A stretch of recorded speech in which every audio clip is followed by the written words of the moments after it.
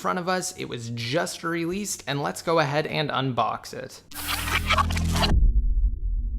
And before we get into the unboxing portion of this video, for those of you interested in potentially winning a brand new iPhone 6, be sure to visit freeappsfast.com inside of Mobile Safari and sign up. Then come back here and rate this video up and leave a relevant comment down below in the comment section containing your referral code, which is the piece that appears in the 4th tab down below at the bottom after the link. Now with that said, let's go ahead and talk about this all new MacBook. Now it's not a MacBook Pro, it's not a MacBook Air, it's simply Apple's new MacBook. It's 12 inches and it features a Retina display. It kind of falls within the sizes of the lower end MacBook Air and the higher end one being the 11 inch and the 13 inch.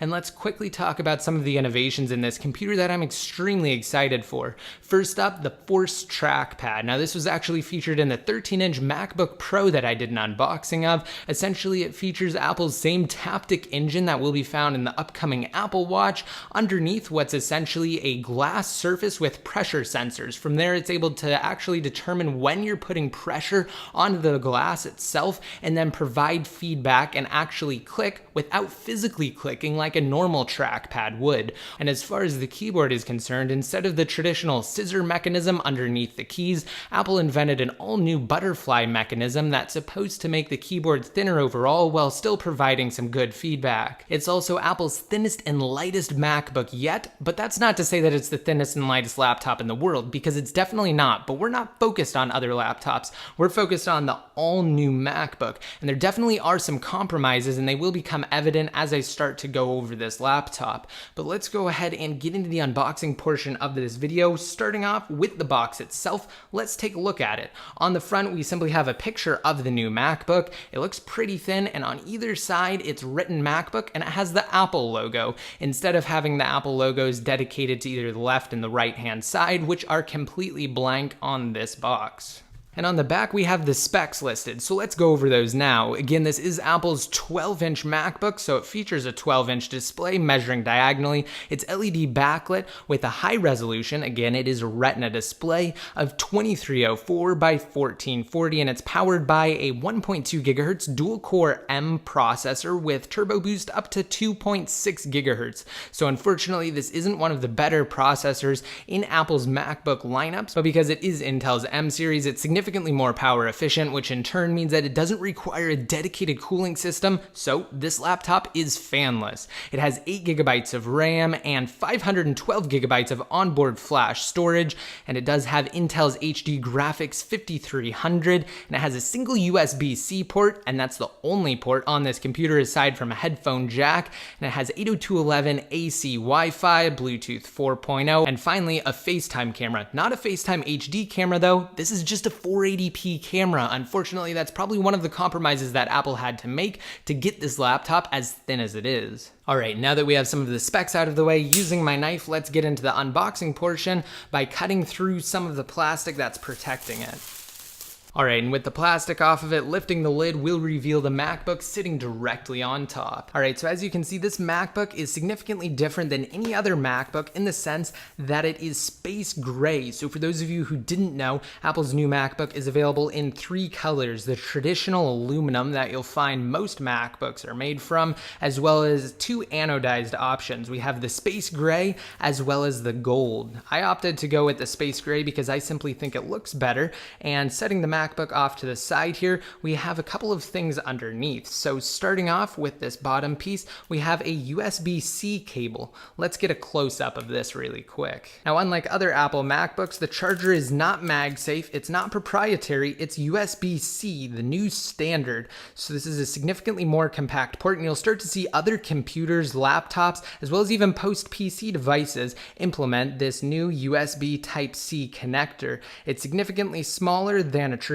USB 3 style, and it is capable of delivering power as well as data. So the single cable is how you'll charge the MacBook as well as connect peripherals if you can find adapters or if they happen to include support for USB Type-C. And some would say that having only one port is a drawback, and in certain cases I definitely agree. However, we're going to discuss that more when we actually go over the design of this new MacBook. So let's actually set it off to the side and return to the box here. So at the top beneath underneath this envelope, we'll have the charging brick. As you can see, this is where you'll plug the USB Type-C connector into to actually charge the MacBook. And then from here, you can swap this out. And if you buy it outside of the US, it will come shipped with the correct one. And you can also buy adapters if you travel. Now, let's return to this little booklet here, and we're going to get a close-up of this and its contents. So opening it up here on the top, we just have a quick start guide that says MacBook, and it goes over some of the basics of the computer. We have a MacBook info sheet, nothing really too important here, 2 gray Apple logo stickers, and that's it. We don't have a microfiber cleaning cloth like Apple includes with the MacBook Pro models. And now let's return to the star of this video, the new MacBook. So it is protected by some plastic wrap here that we're going to take off. The new Space Gray looks absolutely amazing, or I shouldn't say completely new, but rather new to Apple's MacBook lineup, because as you can see here with the iPad Air 2, it's also Space Gray. And as I start to zoom out here, one thing that will become immediately apparent, aside from how thin it is how gorgeous this new MacBook actually is. And again, because we only have that one USB Type-C port, the sides are left mostly unobstructed. And switching to a darker background here so that you can better see the Space Gray MacBook, you'll notice that on the right-hand side, we simply have a headphone jack port as well as the microphones. Of course, they're noise canceling, and flipping it over here, we have the USB-C port on the other side. And again, this is how you'll charge it as well as connect peripherals. As of now, you will need adapters for basically everything. So lifting the lid here, we're going to remove the piece that's protecting the display and then power it on. And to do that, we need simply press the power button up in the right-hand corner of the keyboard. And now we have an Apple logo with a progress bar, and we should be at the OS X setup menu relatively soon. So as you can see, that was extremely fast, likely thanks to the onboard flash storage. Now I'm going to go through the quick setup process, and I'll be right back. All right, and there we go. The computer is finally done, and the reason why I say finally is because it actually started to hang for quite a while,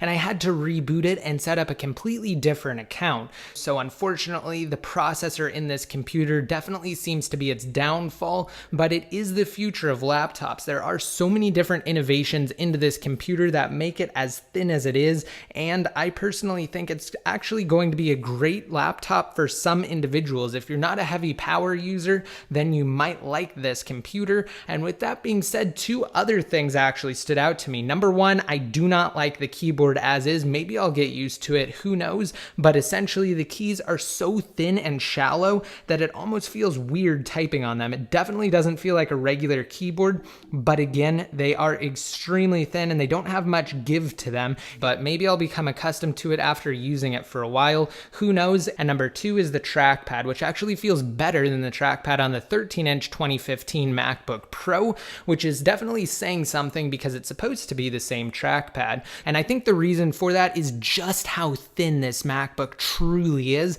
and because of that, it's more noticeable because the vibrations don't have as much metal to actually travel through. So as I mentioned before, it doesn't physically move down when you click on it. It doesn't have the traditional diving style, and it's fully customizable via OS X system preferences menu for it. So you can control the level of feedback that you actually get, as well as a few other options. And another design aspect that I briefly wanted to go over before we get into some benchmark tests is the actual intersection of this laptop. So as you can see, the keyboard itself spans all the way to the edges. I definitely like this. It doesn't have much of a bezel, and we have the actual speakers up here toward the top, and because it is fanless, again, it's not very thick at all, and we don't have any sort of fans lining the back here before the display at the hinge. So this is definitely a good design improvement in my opinion, and it takes great advantage of the device's overall real estate. And going to the Apple menu followed by About This Mac will reveal the specs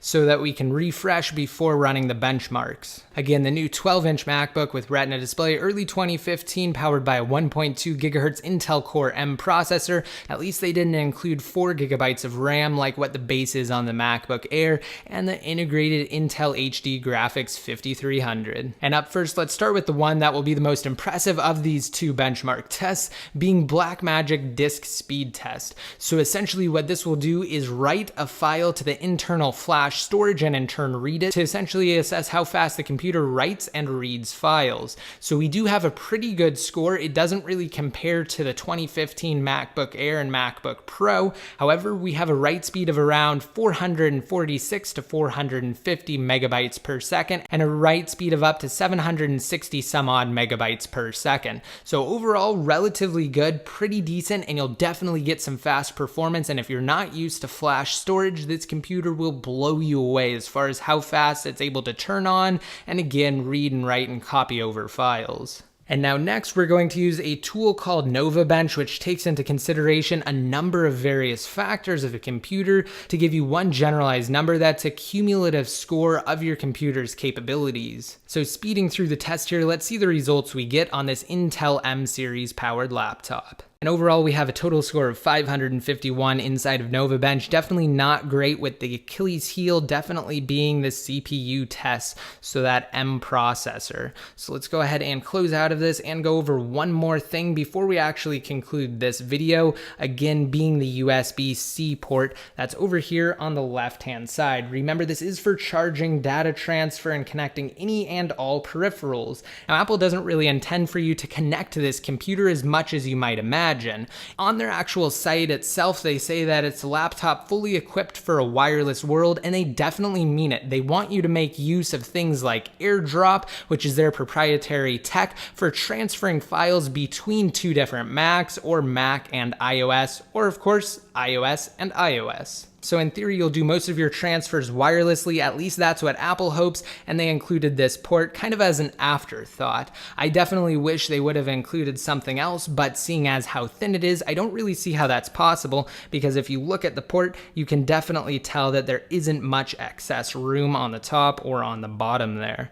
And also really quick, the actual USB-C cable itself is fully reversible, meaning you can plug it in one way and it'll work, and you can actually flip it around the other way and plug it in and it'll work. And I think that's one thing that a lot of people will really enjoy. All right, and that concludes this unboxing and quick review of the new Retina 12-inch MacBook. I hope you guys liked it. Again, be sure to rate it up if you did, and don't forget to enter the giveaway as soon as possible by leaving a relevant comment containing your Free Apps Fast referral code. If you guys want to be updated more often, such as when I release new videos covering the new MacBook, as well as things like iOS and jailbreaking, don't forget to like me on Facebook and follow me on Twitter. And until next time, this is ICU signing out.